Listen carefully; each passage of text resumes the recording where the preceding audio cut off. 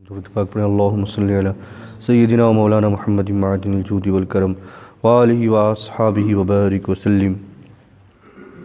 اللہ کے رسول صلی اللہ تعالی علیہ وسلم جب حرم شریف میں داخل ہوئے تو آپ کعبہ معظمہ کے دروازے کو پکڑ کر کے کھڑے ہوئے اور جناب بلال کو حکم دیا کہ کعبے کی چھت پہ چڑھیں اور اذان دیں۔ جب جناب بلال رضی اللہ تعالیٰ عنہ نے اذان دی تو مکہ سے فوج در فوج جو ہے وہ لوگ حرم کے اندر آنے لگے اور فوج در فوج اسلام قبول کیا اور سبھی کے سبھی مسلمان ہو گئے۔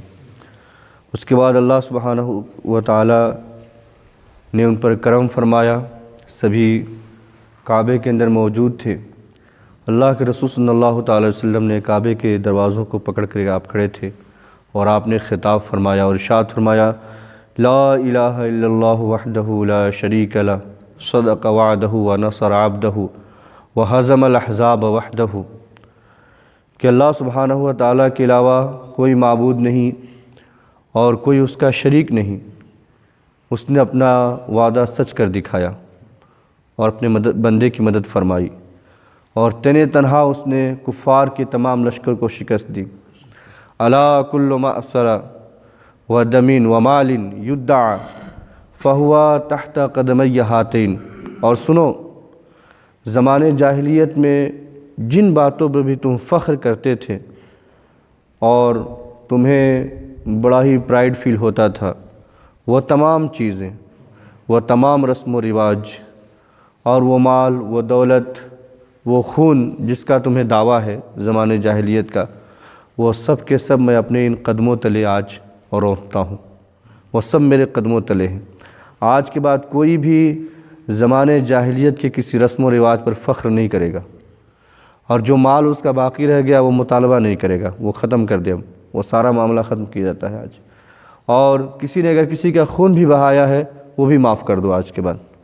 اب کوئی اپنے خون کا بھی مطالبہ نہ کرے گا اور کہ میرے آدمی کو جو ہے فلاں نے قتل کیا ہے تو اب میں اس سے جنگ کرنے جاؤں گا، یہ ساری چیزیں میں اپنے قدموں تلے دباتا ہوں آج۔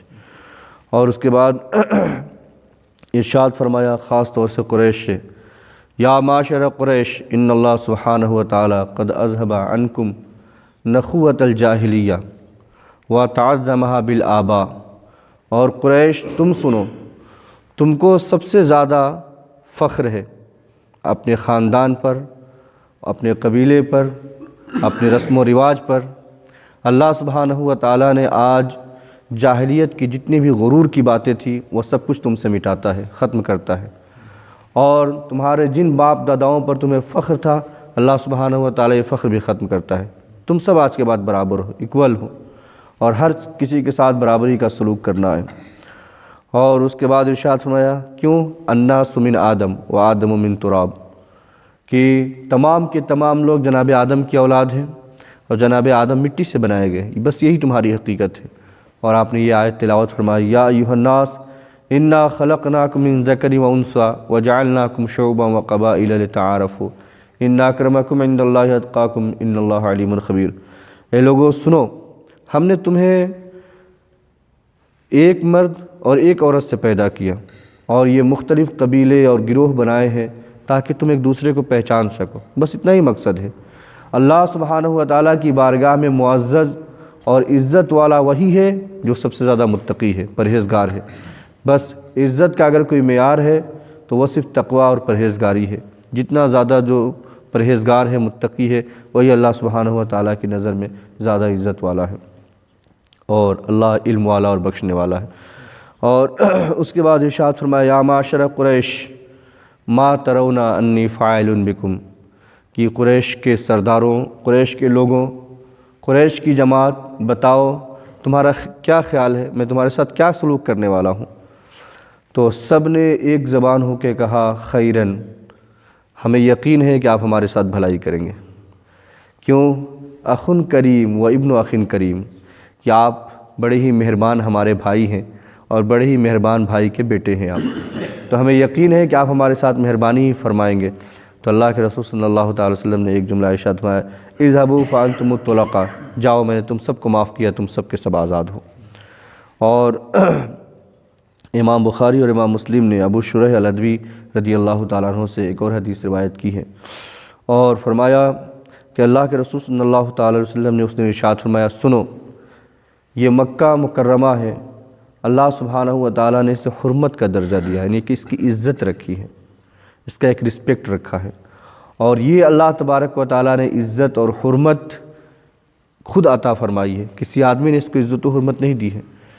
تو جو بھی اللہ پر اور قیامت کے دن پر ایمان رکھتا ہے اس کے لیے حلال نہیں ہے کہ وہ حرم کے اندر کسی کا خون بہائے یا حرم کے درخت کاٹے۔ اور سنو، اگر کوئی بعد میں چل کر کے یہ کہے کہ رسول اللہ نے بھی تو جنگ کیا یہاں پر اور مکہ کو فتح کیا، تو اگر میرے کام کو وہ دلیل بنائے، تمہیں یہ کہہ دینا ہے کہ اللہ سبحانہ و تعالیٰ نے اپنے رسول کو اس بات کی اجازت دی تھی، کیا تمہیں بھی اللہ نے اجازت دی ہے؟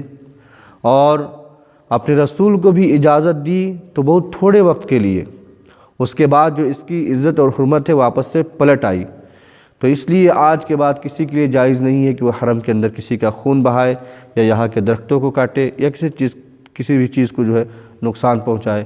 اور اللہ کے رسول صلی اللہ تعالی وسلم نے ارشاد فرمایا کہ یہ باتیں جو تم نے سنی ہے ان لوگوں تک پہنچا دینا جو یہاں پر موجود نہیں ہیں۔ تو یہ خطاب فرمایا آپ نے۔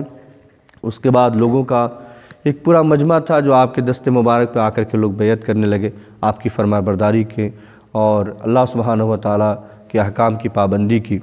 آپ نے مردوں سے بیعت لے لی تو عورتوں کی جماعت میں آپ تشریف لے گئے اور عورتوں سے بیعت لی، اور اس میں سبھی موجود تھے، تمام قریش کی عورتیں اور بڑے بڑے قبیلوں کی عورتیں موجود تھیں۔ ان عورتوں میں ہند بن عتبہ بھی تھی جو نقاب ڈال کر کے چہرے پر اور تھوڑا اپنا بھیس بدل کر کے اس کے اندر موجود تھی۔ تو اللہ کے رسول صلی اللہ تعالی وسلم نے ان سے بھی بیعت لی اور فرمایا کہ مجھ سے اس بات پر بیعت کرو کہ تم اللہ سبحانہ و تعالیٰ کے علاوہ کسی کا شریک نہیں ٹھہراؤ گی، اللہ سبحانہ و تعالیٰ کے ساتھ کسی کو شریک نہ ٹھہراؤ گی۔ تو ہند بن عتبہ بھی سے بول پڑی کہ آپ نے یہ بیعت تو مردوں سے نہ لی، مردوں سے تو یہ بات آپ نے نہیں کہا، چلیے اب ہم سے کہہ رہے ہیں تو ہمیں منظور ہے، ہم اللہ کے ساتھ کسی کو شریک نہ ٹھہرائیں گے۔ اور اس کے بعد فرمایا اور چوری نہیں کرو گی۔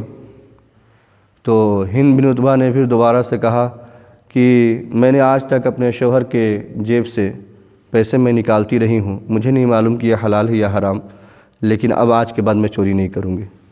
تو ابو سفیان وہیں موجود تھے، تو ابو سفیان نے کہا چلو جو تم نے نکال لیا مجھ سے بھی نہ پوچھے وہ تمہارے لیے حلال ہے، اب میری جیب سے پیسے نہ نکالنا۔ اس کے بعد اللہ کے رسول صلی اللہ تعالی وسلم نے ارشاد فرمایا ولا یزنین، زنا نہیں کرو گی۔ تو ہند بن عتبہ نے کہا کیا آزاد عورت بھی زنا کر سکتی ہے؟ یہ تو بڑا مشکل کام ہے۔ تو اللہ کے رسول صلی اللہ تعالی وسلم اس سے پہچان گئے کہ ہند بن عتبہ ہے۔ تو حضور علیہ الصلوۃ والسلام نے ارشاد فرمایا تم ہند ہو؟ تو کہا یا رسول اللہ میں ہند بن عتبہ ہوں، اور جو مجھ سے غلطی ہو گئی ہے آپ اسے معاف کر دیجئے، اللہ سبحانہ و تعالیٰ آپ سے درگزر فرمائے گا۔ تو حضور علیہ الصلوۃ والسلام نے کوئی بھی مواخذہ نہ فرمایا ہند بن عتبہ سے، اور اس کے بعد اور بھی ان سے بیعت میں باتیں کی، اس کا ذکر قرآن میں بھی موجود ہے سورہ ممتحنہ میں۔ تو فرمایا کہ کسی پہ بہتان نہ لگاؤ گی، ایک یہ بھی ہے، ولا یفترین بین ایدیہم، اور بھلائی کے کاموں میں میری نافرمانی نہیں کرو گی۔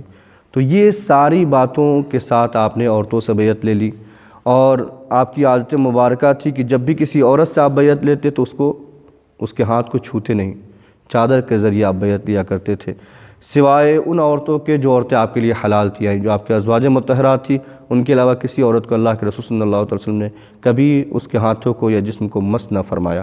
کہ یہ حضور علیہ الصلوۃ والسلام کی عادت مبارکہ تھی۔ اس طرح سے مکہ فتح ہوا اور تمام مرد و عورت مسلمان ہوئے اور اسلام کے دامن میں آ گئے، اور اللہ سبحانہ و تعالیٰ نے مکہ اپنے حبیب علیہ الصلوۃ والسلام کی جھولی میں ڈال دی۔ اللہ تبارک و تعالیٰ ہم سب کو سیرت پڑھنے سمجھنے پر عمل کرنے کی توفیق عطا فرمائے۔